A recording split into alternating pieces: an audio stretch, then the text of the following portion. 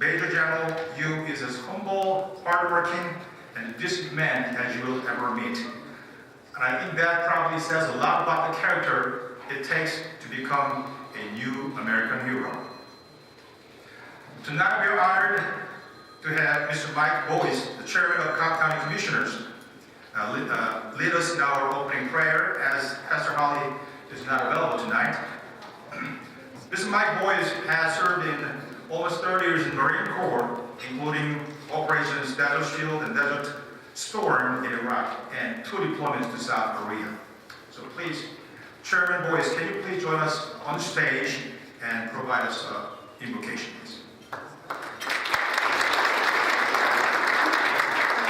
Many of you know Reverend Heavenly Holiday, who's also a retired Master Sergeant of the Marine Corps and is a Korean War veteran. He's sorry he can't be here tonight. He had some surgery this week, and he tried his best to be here, but he asked me to do the invocation tonight, and it's with great honor that I give the following words he gave to me to say to you tonight. So if you join me in prayer, please. Our Heavenly Father, we ask for your presence and blessing upon us tonight. We are humble in approaching you, but know that we are grateful for Sunny Park and the leadership of the American-Korean Friendship and the work they do to keep the ties of our two countries together. We are also grateful tonight for all the distinguished gifts that are present. Heavenly Father, I ask your blessing and wisdom upon President Moon Jae-in of the Republic of Korea and our own President, Donald Trump. Now, as we enjoy the food that is before us, let us be thankful to those who have prepared it and those that serve it, and your blessing upon them. And a special blessings on all those that wear the uniform that protect our manifold freedoms that came from you, Heavenly Father. Amen. And now, ladies and gentlemen, please rise to the national anthems of the United States of America and the Republic of Korea, performed this year by Reverend Paul Kim and Eunice Kang.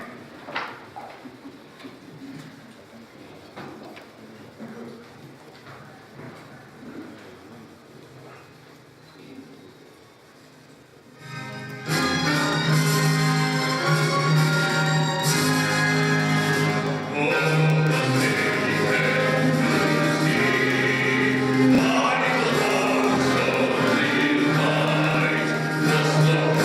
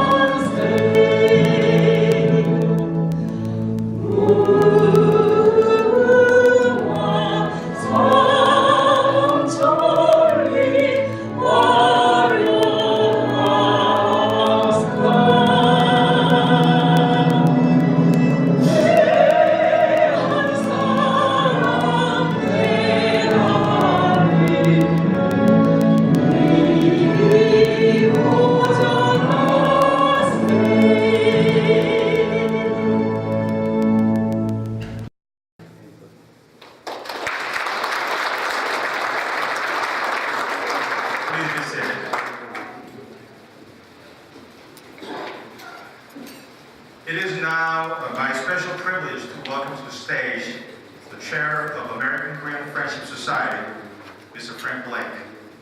As many of you know, beyond serving as the chair of this organization, his next most important job is serving as the chair of Delta Airlines and Grady Hospital. So, you know, the order, see? And then, Mr. Blake also previously served as the CEO and chairman of the Home Depot. For me, though, what really strikes me whenever I meet Mr. Blake is what a humble man he is.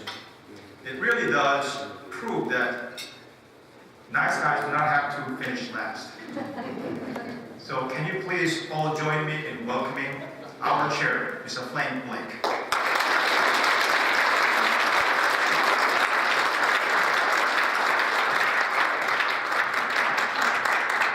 Thank you, Kevin. Thank all of you for being here tonight.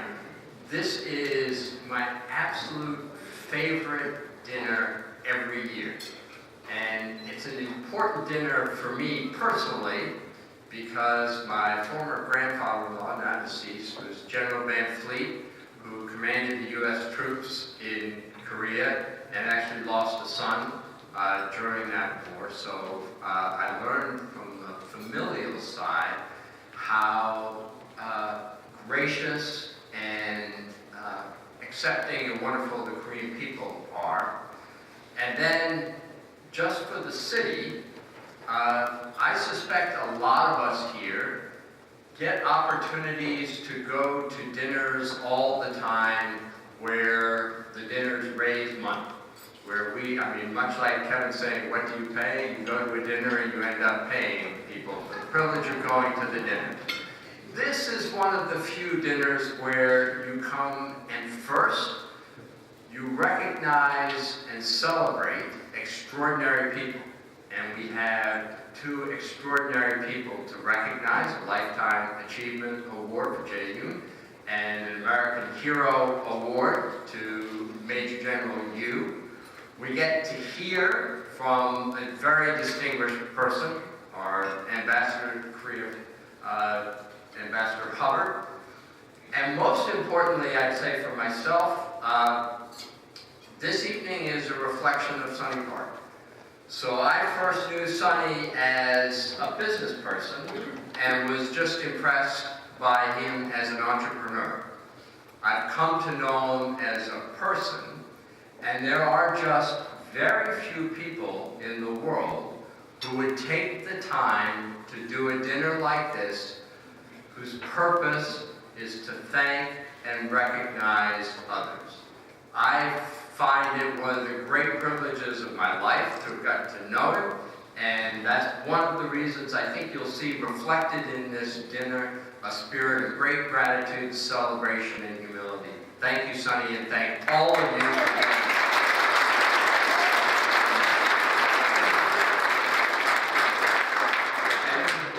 Now, I don't know, Kevin, do I do this, or is my privilege to be able to introduce the Consul General of Korea here in Atlanta for the comments now. So please, if you come to the stage, Mr. Young Kim Young.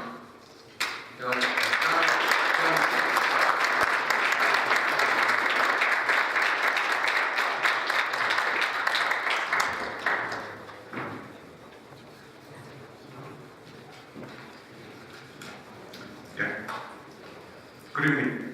Thank you for the Chairman Blake for your warm welcoming remarks and the job making welcoming, and also for kind introduction and being to the audience. Good evening, everybody. It is my honor to attend this meaningful event with distinguished guests like Ambassador Hubbard and Korean War veterans. And I would like to thank Mr. Sonny Park and the members of American Korean Friends of Society for organizing this event every year. Already the Chairman Frank Blake who mentioned this is very meaningful, not only for the Koreans, for also for the Americans, I think. First of all, I'd like to congratulate Major General Yu on receiving the U American Hero Award this evening. and I hope you will continue to play an important role to strengthen security cooperation between Korea and the United States. And also, I appreciate Mr. J. For your outstanding contributions to promoting United States and Korea relations, especially in Atlanta, and extend my sincere congratulations on winning the Lifetime Achievement Award this evening.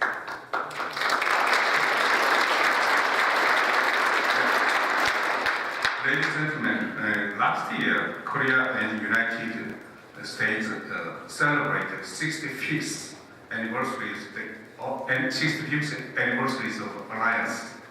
Since the Korean War, our two countries have cultivated very close political, economic, and cultural relations. Korea and the United States have made joint efforts to enhance peace and stability on the Korean Peninsula and throughout the Northeastern Asia. Korean American soldiers have fought side by side in Vietnam and have worked together for peace and reconstructions in Iraq and Afghanistan. Economically, our two countries also enjoys vibrant and mutually beneficial relations. Korea is America's sixth largest trading partner and ranked higher than United Kingdom, France, and India. The United States is also the top destinations of Korea's foreign direct investment. For example, 3 weeks ago, SK Korean company SK Innovation signed an MOU to invest $1.6 billion in the battery factories in Jackson County, which is the largest single investment project in history of Georgia. And the aggregate announced Korean investment in the southeastern regions of the United States just for last year is estimated at around $2.4 billion. In this way, our alliance has grown stronger and broader. I think that the backbones of our alliance is based on the sacrifice and dedications of Korean soldiers, American soldiers who fought together during the Korean War. Here, there's some veterans who fought in Korean War is here.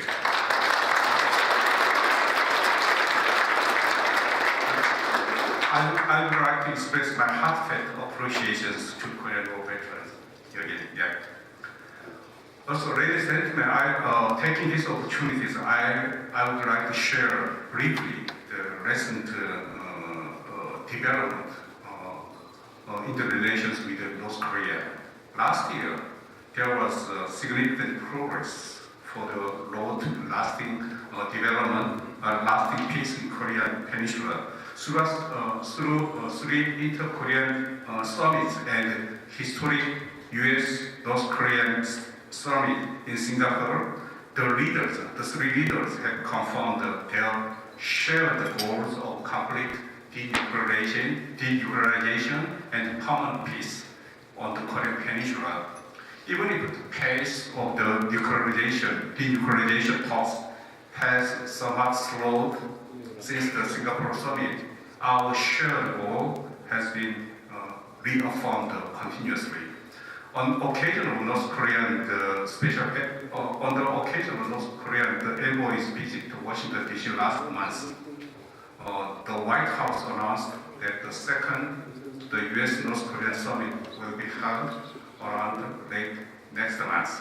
So I believe the U.S.-North Korean summit will make concrete progress toward denuclearization in Korean Peninsula. It is an unprecedented windows of opportunity that we must strongly catch hold of. Even if the progress might be slow sometimes, we must leave North Korea with the patience to stay on the path of a solid peace on the Korean Peninsula. I hope that Korea and the United States maintain solid coordinations and keep a united front through this process. In this regard, I look forward to continued support from the American Korean Friends Society for our journey toward the graduation and permanent peace on Korean Peninsula. Thank you.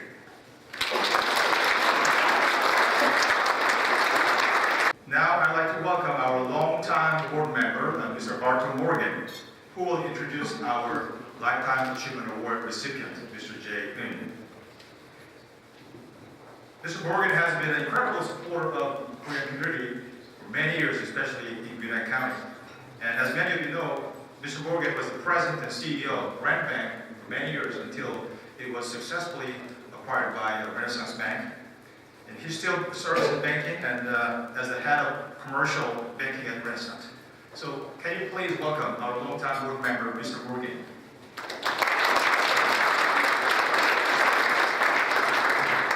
Sonny, I saw you on the my agenda. Sonny, you want to speak before? Yeah.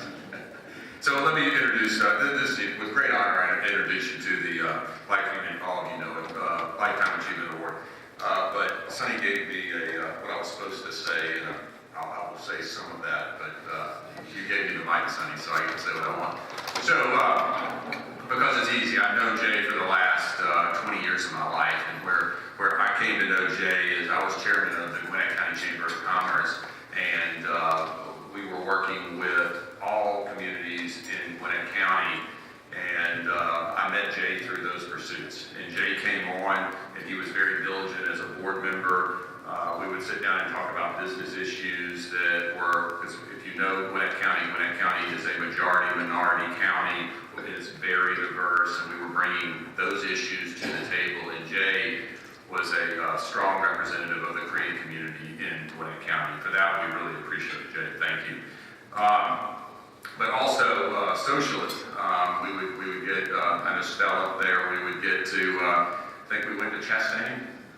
We did during one of those times, and I think during maybe we had a little bit too much wine there, and Jay had said maybe we can do some karaoke. That never happened, so I wasn't willing to go that direction, but for that we had fun. It was great. Thanks. So more serious note. There's some of the accomplishments that Jay's had over his life as chairman of the Korean American Association.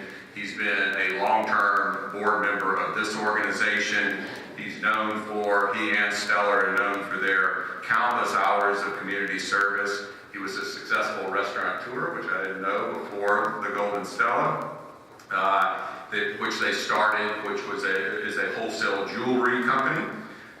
He was on the board of Chamber of Commerce for Gwinnett County. He was then became on the executive committee on the Chamber of Commerce for Gwinnett County, and now he leads the Chamber's Global Business Council. With that, Jae Eun, thank you for everything you have done.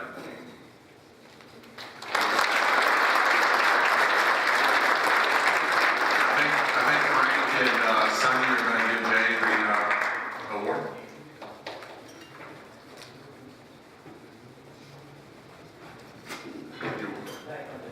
Just back on it. You want to present it to me?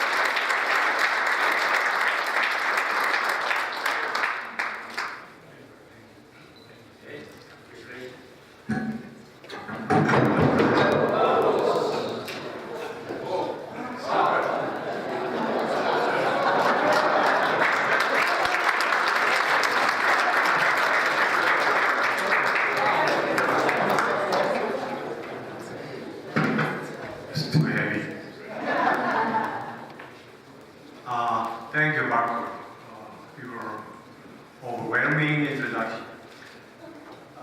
Hello everyone. Yes, absolutely, it is my great honor to receive today's prestigious award. I wanted to say thank you to American Korean Friendship Society, board chairman Frank Craig, President Sonny Park, all board members, and distinguished guests tonight. To me, this award represents ongoing support, dedication, passion for the American Korean Friendship Society, and I will do my best to continue fulfilling my goals with all of you. Ladies and gentlemen, if you can allow me, I'd like to introduce a special woman. Without her support and love, I honestly can say that I am not available here tonight. My wife, Stella.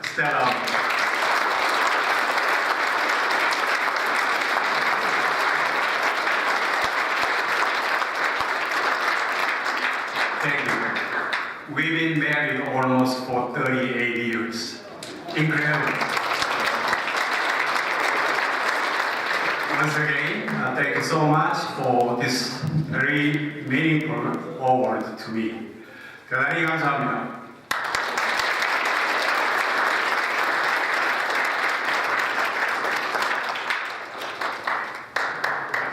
Thank you, Mr. Yang.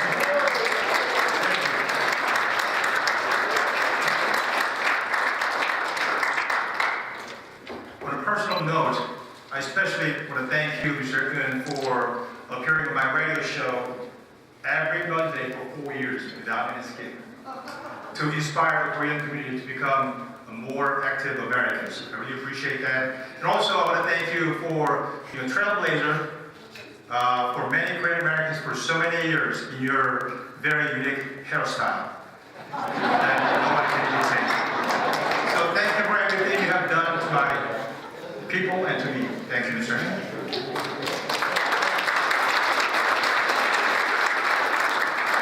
Now, I'd like to introduce our president, Mr. Sonny Park. I know many of you know him very well, but last year, I shared something about him that many of you may not have known, which is this man does not sleep. I know because I got an email like 1 o'clock in the morning, another one 4 o'clock in the morning, and then throughout the day. So in preparing for the event this year, I learned something else about him. So he may ask you to do something, and then he's so nice and kind in respecting your time that he never gives you deadline on when something needs to be done. So if you send it to him like after more than 24 hours later, he will say, "Thank you so much. This is so helpful. I already did it." Again, I shared this small story of working with him, for this event. But just to let you know that even today, we all trying to keep up with Sonny and what he does for this organization and so many others. Mr. Park, thank you for serving as a role model and such an inspiration for many of us, and continue to sow the seeds for this organization for over 20 years. So ladies and gentlemen, please welcome Mr. Sonny.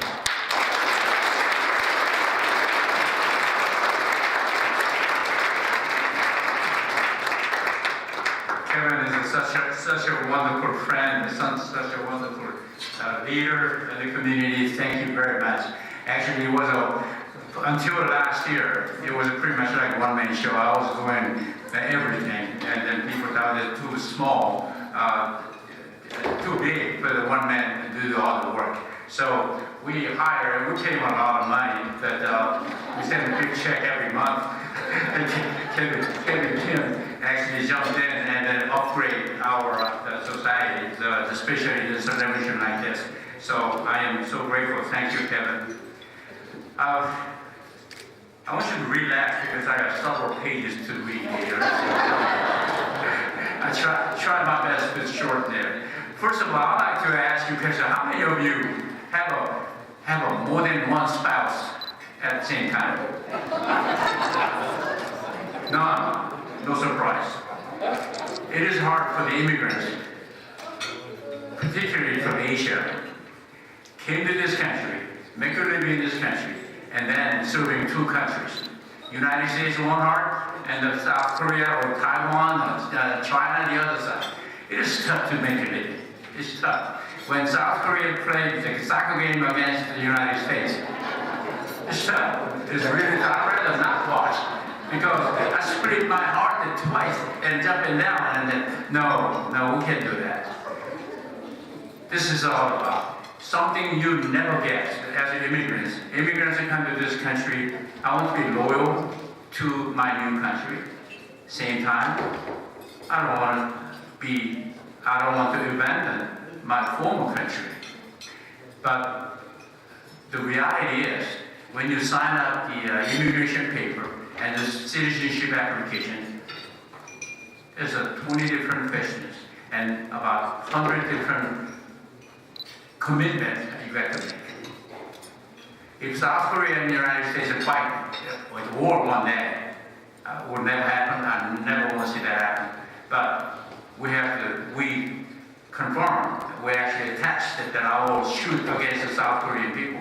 That's what we are. And it's really, you have to put yourself in the mind for a long time to sign up the paper. That's what we are. So, this American Korean Friendship Society that began with the friendship first. The two countries Kevin mentioned earlier, South Korea and the United States have a strong relationship, actually bloody relationship. United States sent the kids, sons, fathers, uncles to Korea, and over 50,000 people, over almost 40,000 American soldiers, troops, actually killed in action, and over 51,000 Americans died altogether. We cannot forget that. That's the relationship, how the relationship began. And we have so many Korean war veterans here. I'm going to recognize them later. So this American Korean Friendship Society, we try to maintain the relationship and then strengthen it. And however improvement we can make, that's what we try to do. Number one, I'm here to recognize the guests. Every one of you are VIP, the guests. However, you will take about 3 hours to recognize everyone. So I want to do some favor for you. So I'm going to shorten just few people. I still have a one-page full. Number one, I'd like to recognize the Korean war veterans in prison.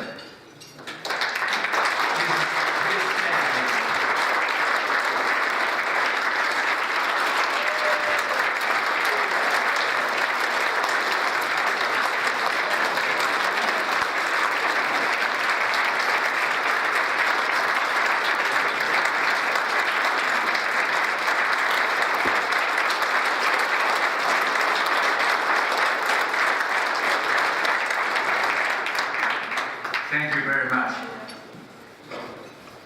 You not only fought for me, my freedom, my life and my freedom, but you also, when you were in war, came to Korea, and then you saw me as a young boy. You threw me the Hershey bars and chewing gums, and I appreciate it. And the sponsors tonight.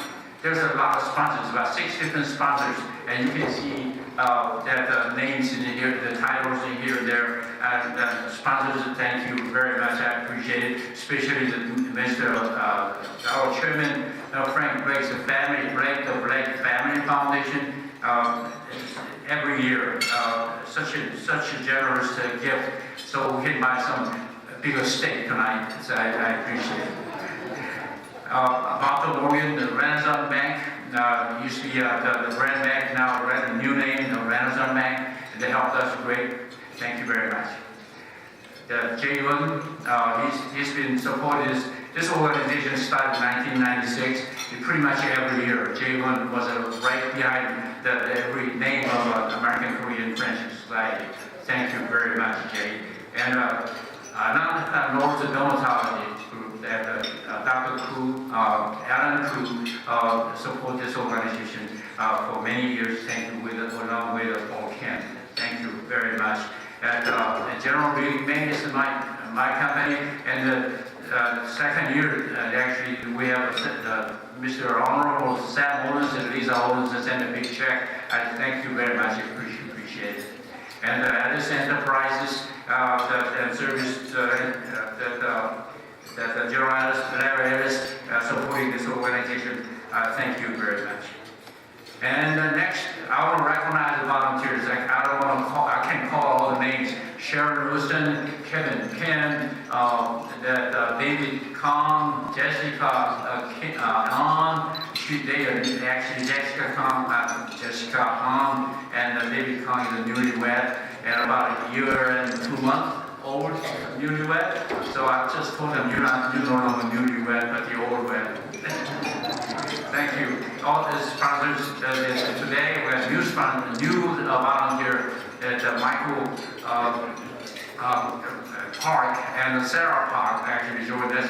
Council General graciously introduced them to us as they joined us, and then today we put them in the labor. Thank you very much. The VIP guests, welcome to VIP, the VVIP, there's Kay Park, that's my wife, and thank you.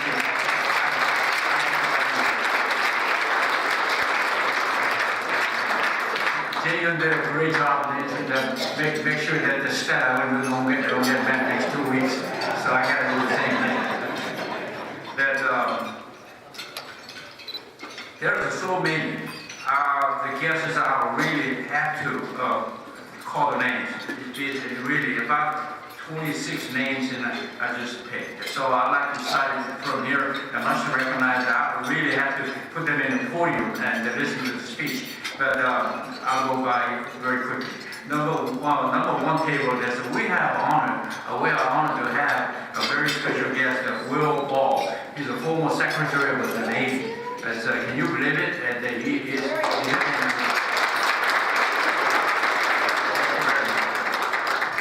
Let's do this. Let's hold your applause until I finish the meeting. We won't have a dinner tonight. We spent too much time. Rogers Wade, the member of Georgia Board of Regents. Thank you very much for coming. In the table, Takashi Naomi is the Vice Consul General of Japan. Do I have to speak Korean so you hold your applause, please?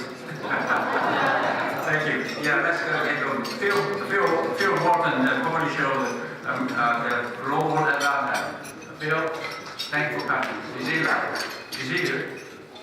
Right here. Phil Morton, there you go. Thank you. Appreciate it.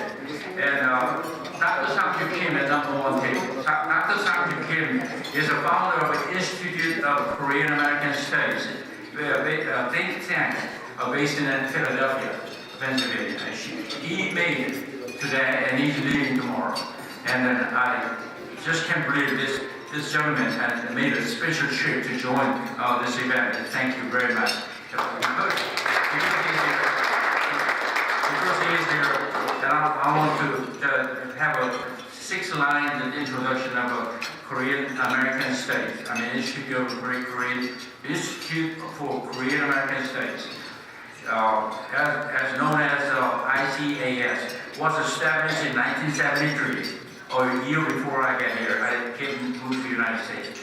ICAS promotes pertinent relations and conduct of appropriate activities that enhance the cooperation and pursue peace and prosperity in association with people of mutual interest, with a special emphasis on multilateral relations between the United States and Asia Pacific Rim nations.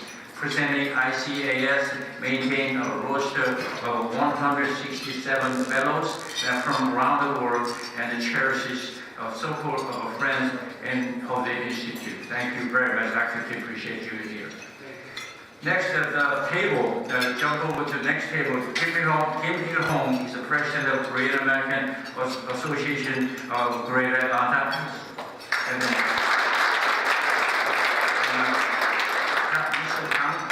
Peter Kim is the president of Southeast Korean American Friendship. And Mr. Song Han, former president of Southeast Korean Federation. And jump over to table 3. Although 2 ladies are not in the program, so we get the medal, you get the award. Well,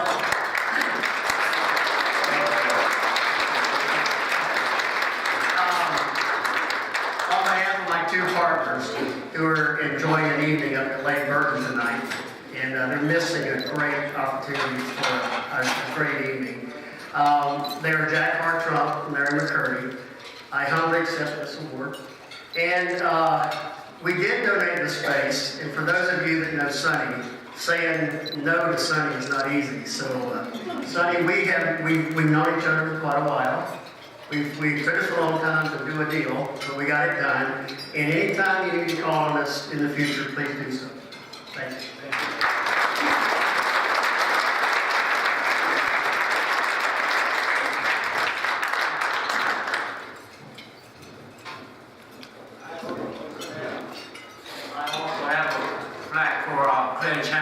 So when you have opportunity to lead the billboard, go to Action Outdoor and Clear Channel. They are good people. Thank you very much.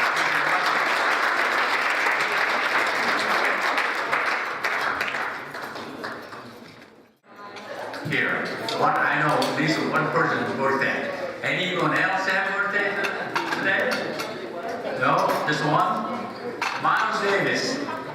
Church Miles Davis. He drove all the way from Pensacola, Florida to celebrate his birthday. Happy birthday,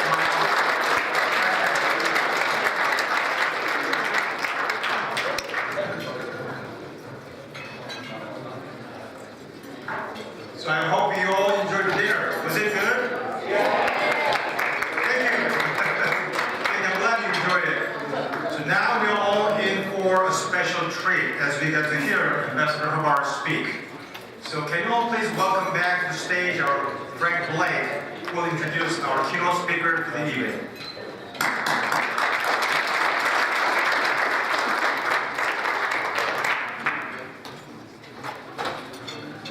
Thank you, Kevin, and that's exactly right. This is truly a special treat for us to be able to hear from Ambassador Hubbard this evening.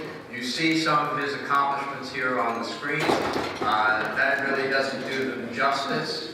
I think one of the interesting things to reflect on is not only is he former ambassador to South Korea, but if you go back 25 years, and he's a career civil servant and has been doing this for many years, but if you go back 25 years ago, he was on the first team of senior level officials to visit North Korea.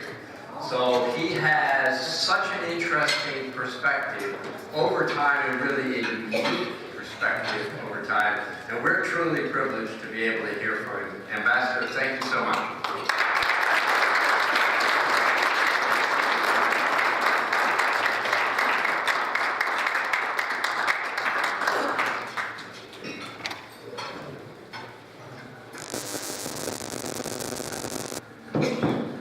Well, thank you very much, Chairman Blake, and thank you, Sonny, for inviting me here to Atlanta this evening.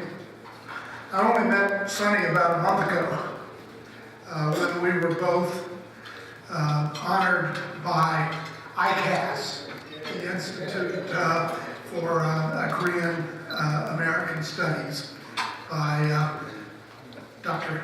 Kim Sang-joo. And we got to talking, and we discovered that we had really actually had a lot in common, even though we hadn't met each other. First, we both are deeply interested in Korea and deeply embedded in the southeastern United States, where I grew up in several of the states surrounding us here. But most importantly, and I think it has been mentioned, I am chairman of the Korea Society in New York City, which is the oldest and probably largest organization in the United States, solely focused on building understanding between the United States and Korea, both south and north. Turned out that Chairman Blake's grandfather-in-law, I hadn't really heard that term before, but it was General Van Fleet, and General Van Fleet, as Sonny has mentioned, was also the founder of our Korea Society nearly 65 years ago. And it is really great to meet one of a member of his family. We've had a chance to meet a number of them through the years.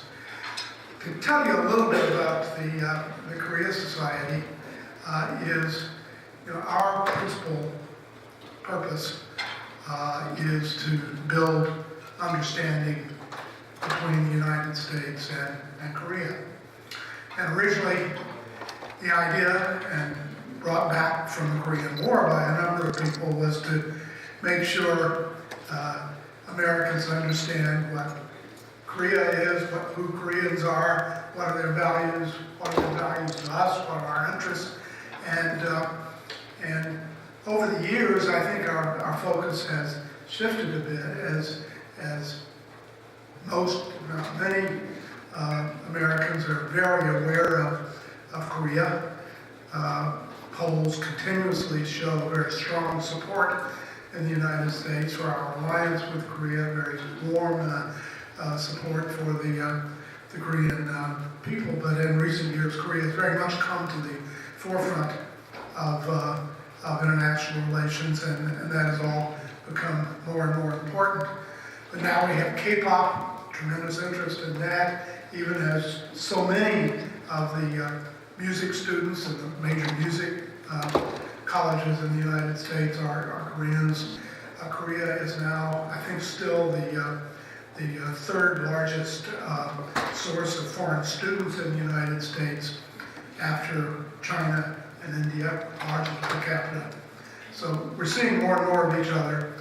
And coming here this evening leaves me with a very warm feeling. I wrote down a note that I left next to my table, trying to remember the phrase that I saw on the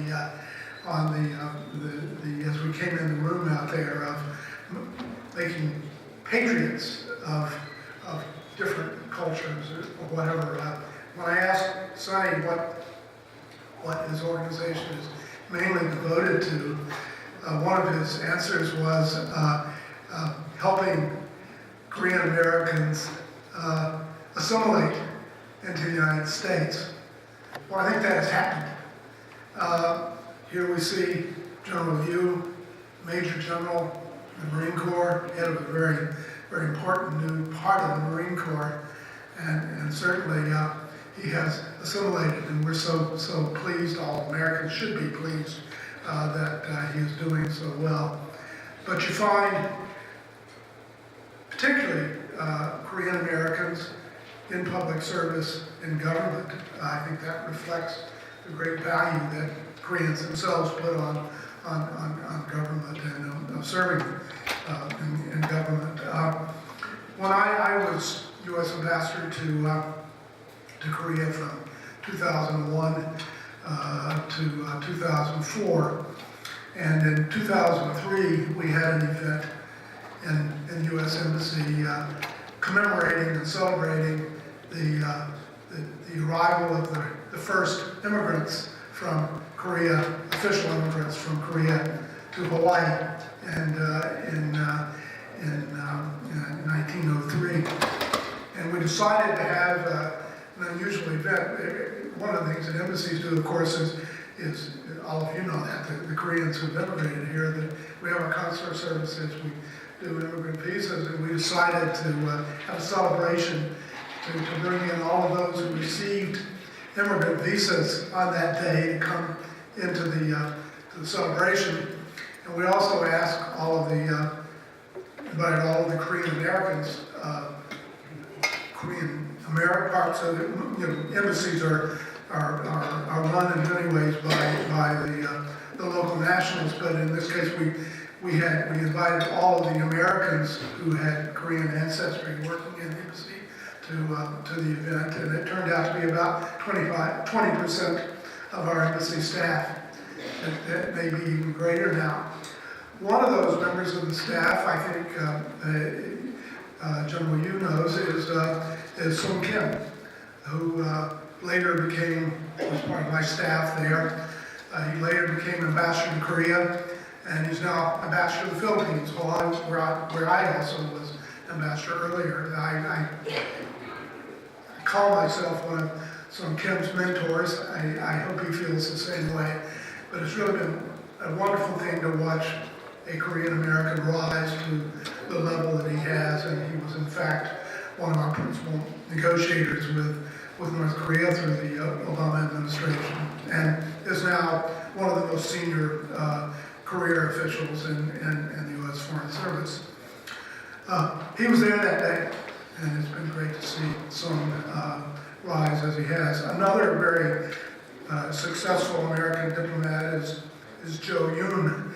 Joe was ambassador to Malaysia. Then he replaced Sung Kim as our lead negotiator with the North Koreans for a time.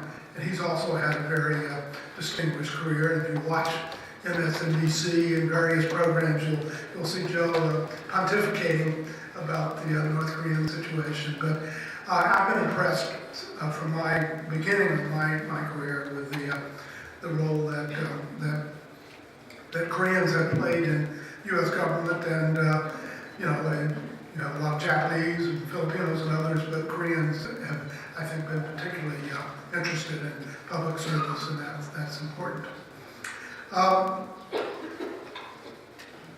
You mentioned, Frank, that I ought to talk a little bit about North Korea, as the Consul General has done. Let me start by saying I very much welcome and support the process that we have seen unfold over the last couple of years in North-South relations and in U.S. DPRK relations. I was part of the first group, as Mr. Blake said, of negotiators with North Korea at the beginning of the Clinton administration back in 1993. We were trying then to try to deal with the various problems that we see with North Korea, beginning with their nuclear weapons program, which was in its beginning stages at that point, to try to engage with the North Koreans, see if we could find some way to solve this problem peacefully through diplomacy, and to, frankly, end the state of war that we see on the Korean Peninsula. That was 25 years ago. We got an agreement. It worked for about a decade. In fact, we froze North Korea's known nuclear weapons program for a decade. And then we got a new administration in the United States. The world changed. Most importantly, China playing a much larger role than they have. But we kind of went backwards after that. We abandoned what I thought was a good agreement that just should have been implemented better. We threw the baby out with the bathwater, and what we saw 2 years ago is a North Korea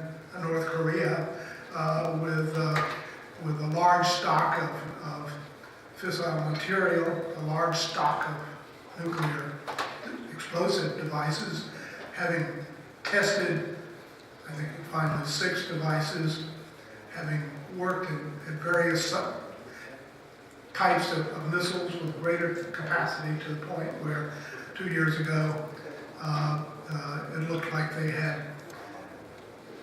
were very close to being capable of delivering a nuclear weapon on the United States with an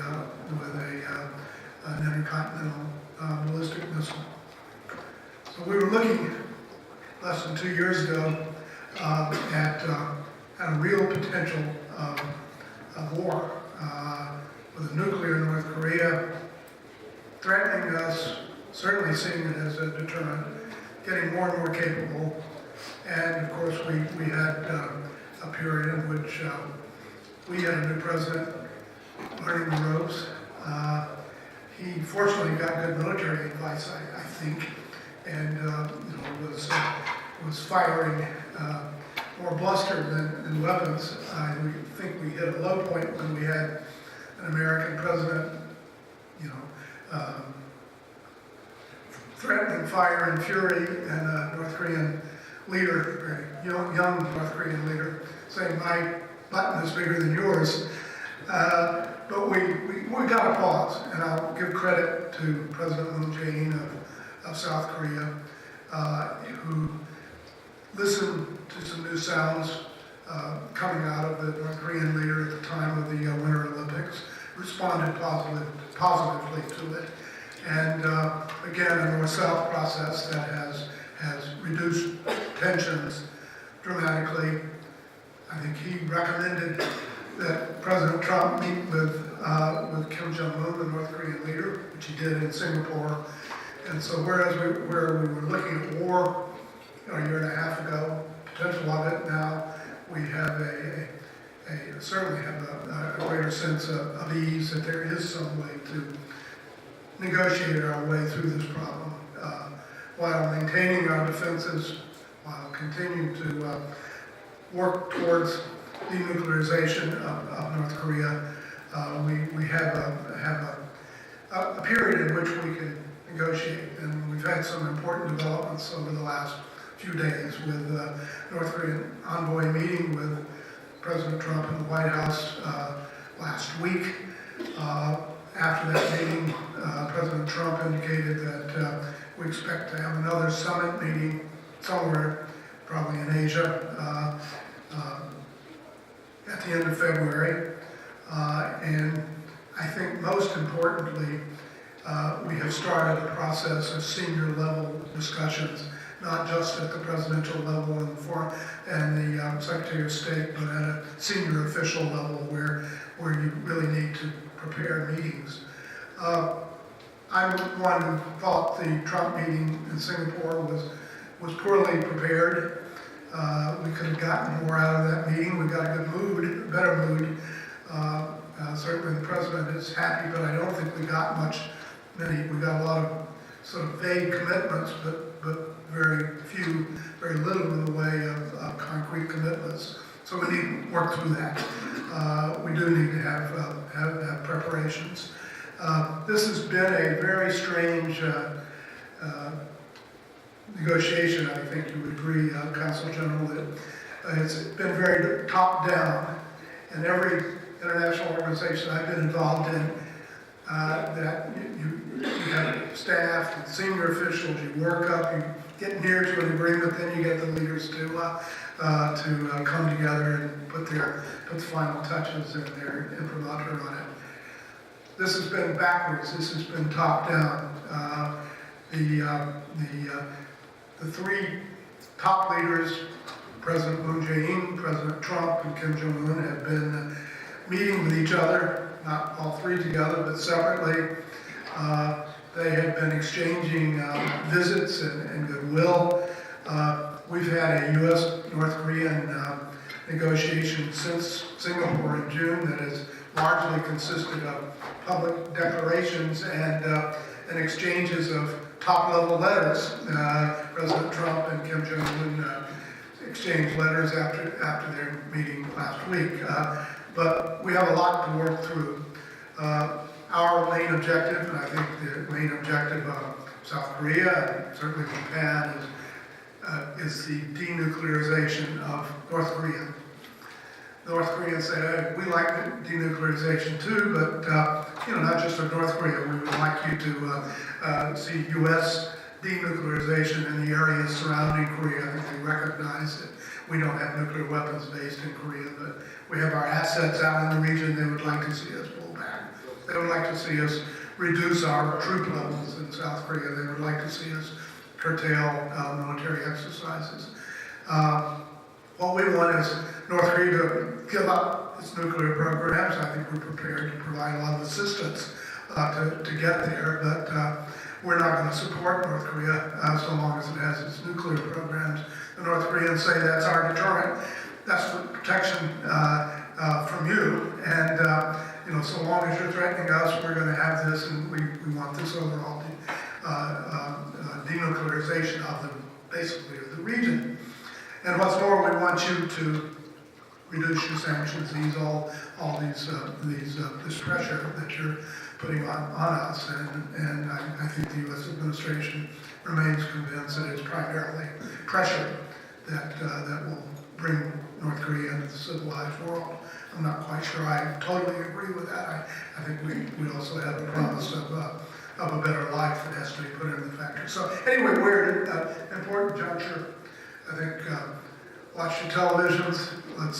I do believe that we're beginning to prepare better for this next summit than we did for the summit in Singapore, and that if we keep senior experts involved with the impetus from the three leaders who have been pushing the process, I do think we have a chance to move forward. It's hard to believe the North Koreans are going to give up their nuclear weapons that they consider part of their deterrent, their survival. On the other hand, I don't think we can accept a nuclear North Korea. We're going to probably have to take a lot of time to get to that goal. I think we still have to work towards denuclearization. It's going to take some compromises from all sides and a lot of support from the U.S. military. But if we're patient, wise, and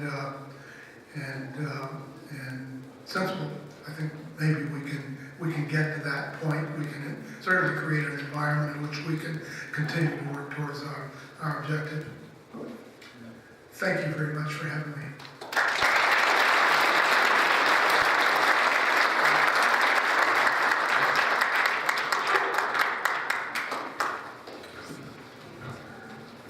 Thank you, Mr. again, for your presence and for your wonderful speech tonight. We really appreciate that. Now we're very honored to be able to present our new American Hero Award. Some of you may be asking yourself why this organization is called American Korean Friendship Society, when all the other ethnic organizations does it the other way around, like Korean American or Asian American. The reason is very simple.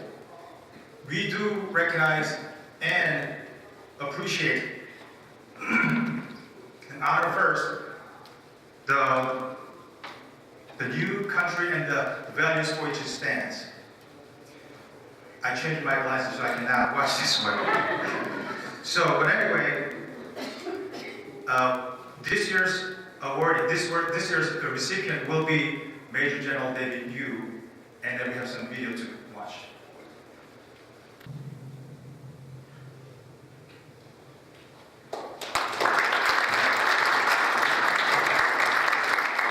Yes, Major General Mr. Yu is right here, and today our board member, Judge Miles Davis, will provide an introduction to Mr. Yu. So prior to joining the federal bench, Judge Davis served courageously as a Marine during the Vietnam War, including being seriously injured twice and being awarded the Bronze Star for combat valor. And also, as many of you know, he is the son of one of the founders, General Ray Davis. General Ray Davis became a 4-star Marine general and was the most decorated Marine of his generation, including winning the Congressional Medal of Honor. And General Davis is a hero to many Koreans and many Americans of Korean ancestry because of his courage and also creativity during the Korean War. especially when things looked the darkest, and the Chinese had come in and entrapped multiple U.S. residents, and might have been on the verge of winning the Korean War. His father, General Davis, led his division on a very surprise march over mountains, through a bitter cold and a snowstorm, to open the passages and save tens of thousands of U.S. soldiers' lives, turn the tide of the war back to the U.S. So, Judge Davis and all the board members, please join on stage to present this award to Major General Mr. Yu. All the members, please come to the stage.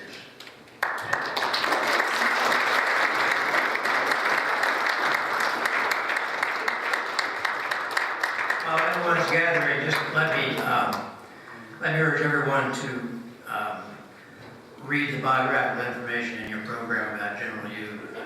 If you want to know something about someone who's been tremendously successful in his career, it's General Yu.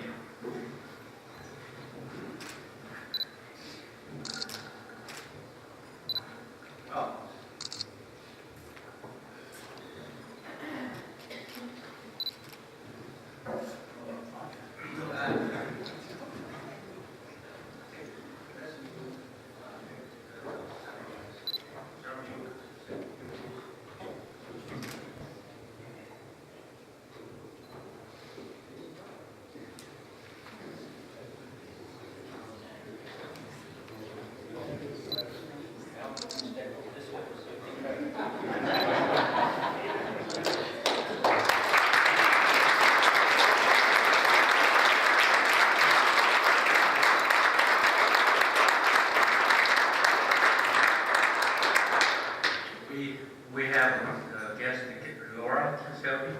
Please come up to the podium.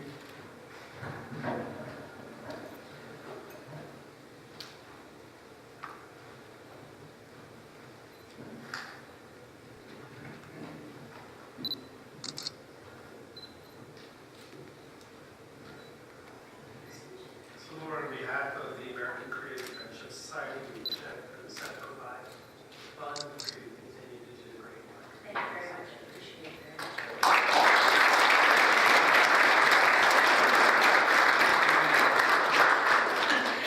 Thank you all so much. We are so grateful to receive this on behalf of General Yu and all of you. It's an inspiration. For those of you that are not aware of the Semper Fi Fund, we provide immediate financial assistance to our wounded, ill, and injured service members post 9/11. And we recently started a program for some of our Vietnam veterans. So when you have time, please research it. If you have any family members or if you know anyone in need, please let us know and we're happy to help. Again, thank you for all of your generosity and all that you do for all of us here in this country. Thank you.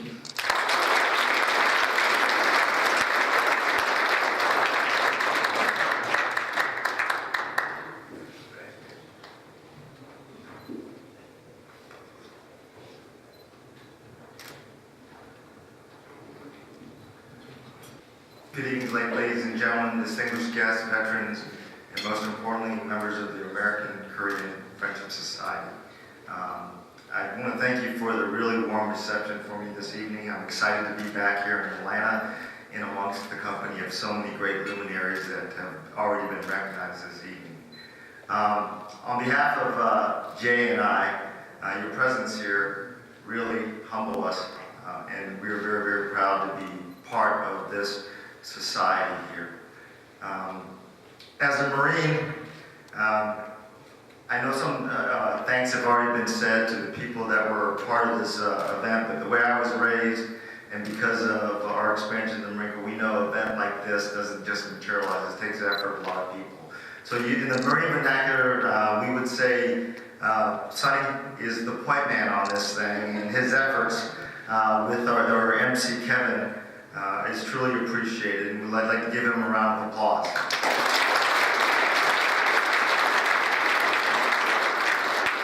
You know, I think the government could probably learn a little bit about this organization and learn from it because it's such a flat organization. So I thought there were many more people involved, but it's really just two, and really just Sonny. But I want to thank him a lot. At the same time frame, Mr. Blake, thanks for your leadership as the chair. Ambassador Hubbard, it's great to be here with you. I admire what you've done in the past and what you continue to do in your public service. There are a couple other individuals here. Joe Ellis, I knew of you, and it was great to meet you and your daughter, or your lovely bride, this evening as well, too. So it's great to hear. And I'd be remiss if I didn't recognize Secretary Ball. We talked earlier, he was the Secretary of the Navy when I was a young officer, and his leadership and many of his predecessors have put the Navy and Marine Corps team in good stead today. Certainly, last but not least, there's two here. Miles Davis, the Honorable Judge who was up here and did the introduction. He's a Marine's Marine. Not only is he a dependent of the icon in our Corps, for our perspective, the Medal of Honor is certainly something that we respect. It's our highest decoration our nation will bestow on a warrior for valor.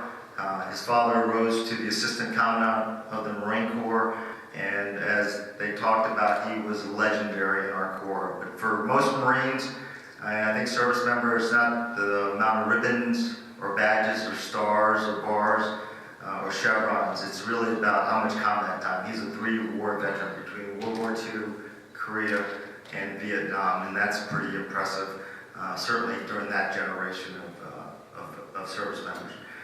And the other person that I have to recognize, and it's a small world, is Laura Costelli. Laura and I went to high school together. We're Northerners. We're from Northern Virginia.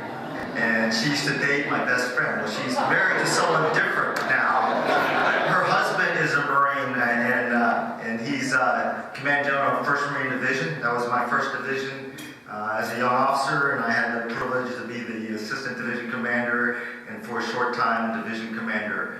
And Laura is also a Marine brat. Her father was a career Marine and one of the icons down at Camp Lejeune as the Chief of Staff. So it's great that she could be here and accept a check on behalf of the Semper Fi Fund as well. I kind of got bamboozled into this because my aide, Spence right there sitting at the table, he told me we were going to Atlanta, and I thought I was coming down for the pre-Super Bowl parties. I didn't know I was here to get my Oscar, so this is pretty exciting.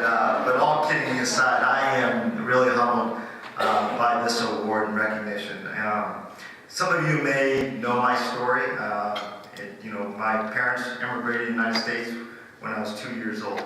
I was born on the 4th of July, so maybe I was predestined to my current career. But as we came to the United States, living in Northern Virginia, I had a lot of very influential people in my life that were service members, stationed at the Pentagon. They were friends, fathers of my friends. They were involved in the church. They were involved in sports. And I admired what they were doing. I think they had a lot of influence on the path I've chosen in the formative years of my life to serve our country as a United States Marine. It's a path less traveled by many of my fellow citizens. It's a path of a lot of professional and personal sacrifice. And it's a path that you won't get rewarded monetarily, but you will get rich in experience and probably self-satisfaction that you have done your share of the task.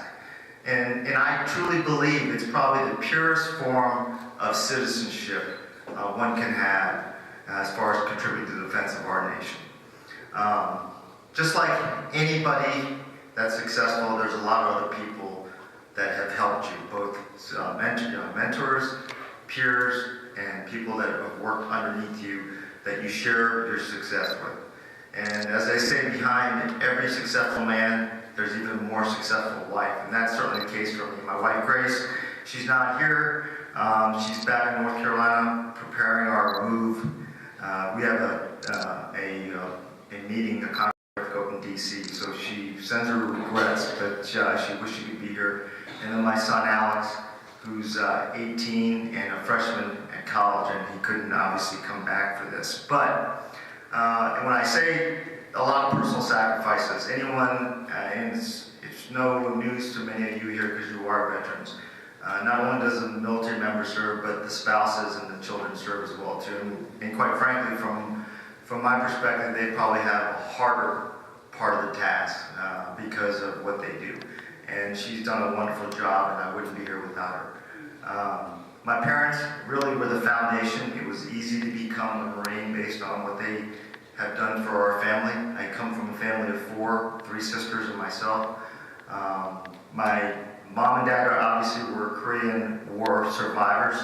My dad was conscripted during the Korean War and served with the Marine Artillery Battery. And because of his service during that time frame, had the opportunity to come to the United States. And I will tell you, for my parents, what I learned was respect for your heritage, respect for your family, respect for others.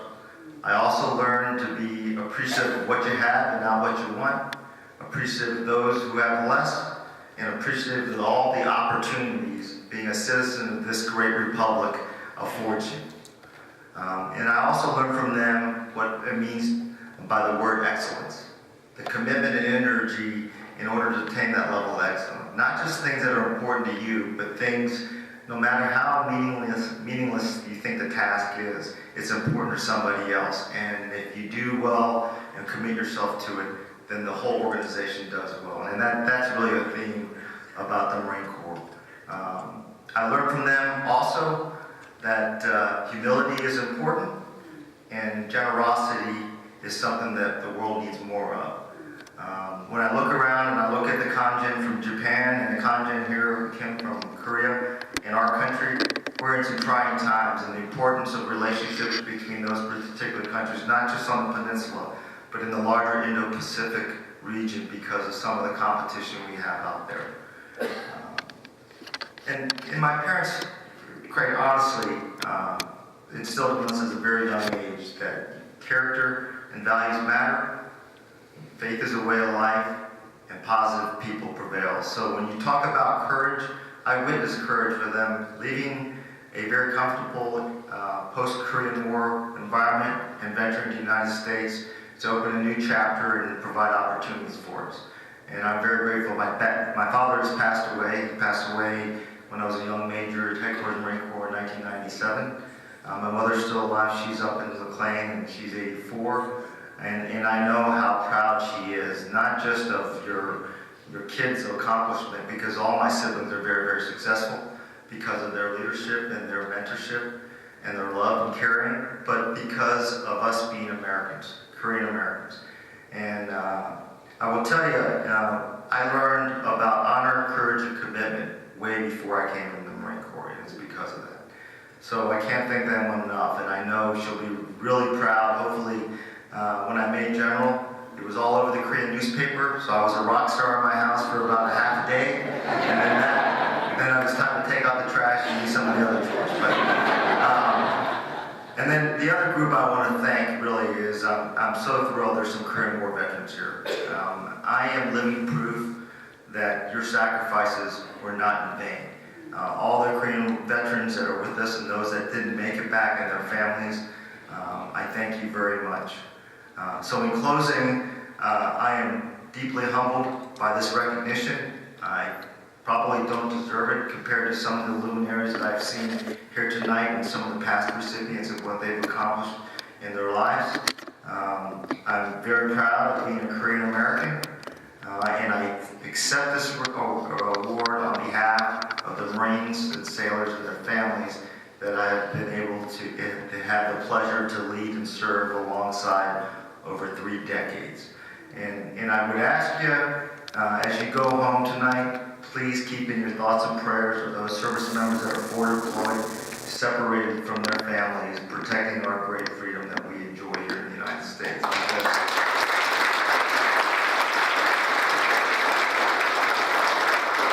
Because to me, they're truly the heroes. Thank you very much.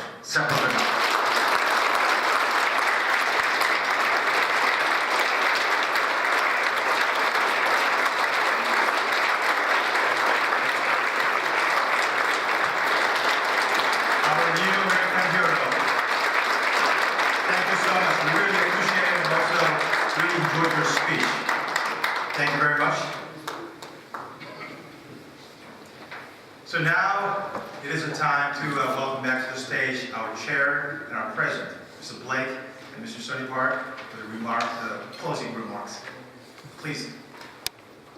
Please welcome.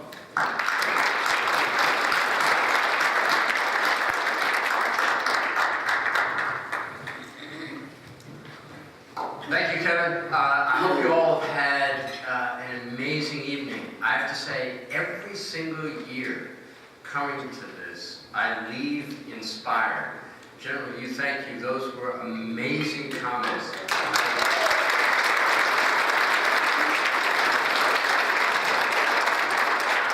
That sense of this dinner, as much as anything else, reinstills the sense of the importance and pride of being American. Thank you for that. Those were astounding comments. And thank you, Ambassador, and congratulations, Jay. This has just been an extraordinary evening, and we have one major applause yet to go, and that is for Sonny for pulling this all together.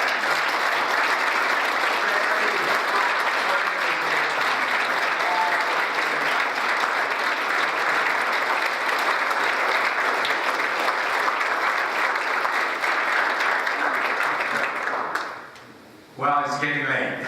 We promised we were going to finish by 9:30, and we're getting there.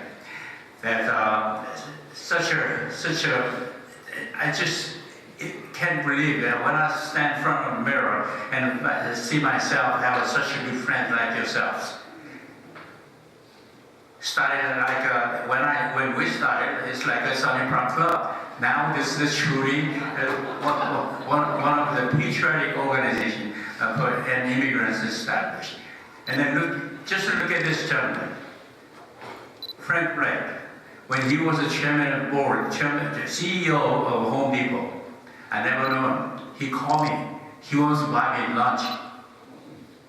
No kidding. And I went out to lunch.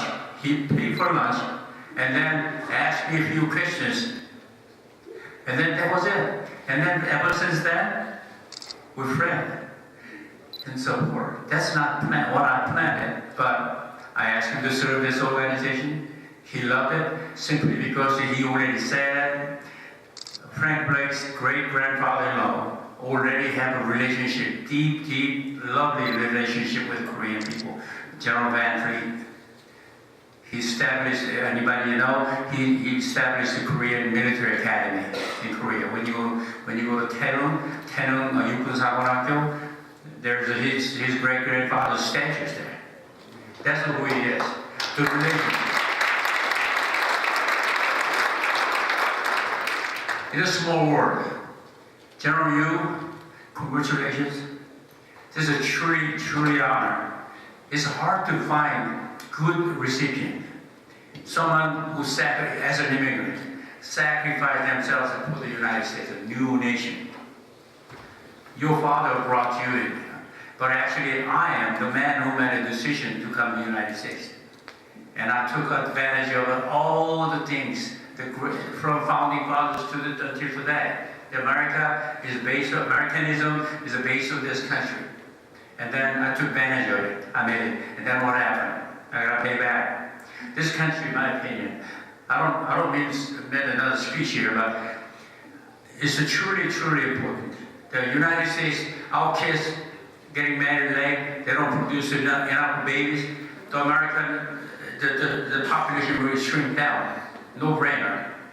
Without taking immigrants, we will be a $200 million country, to the million people country one day. We can't do that. Immigration is important. However, we need to take immigration, legal immigration. We have all different ways, except that they need foreigners to become citizens of the United States.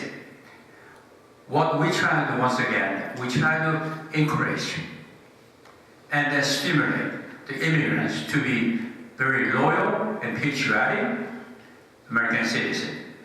We need to have a role model. We found one tonight. That's Daniel Yu. So proud of you. What you have done for this country, my country. Without having men like you, we won't want to enjoy the America. That's how we used to be.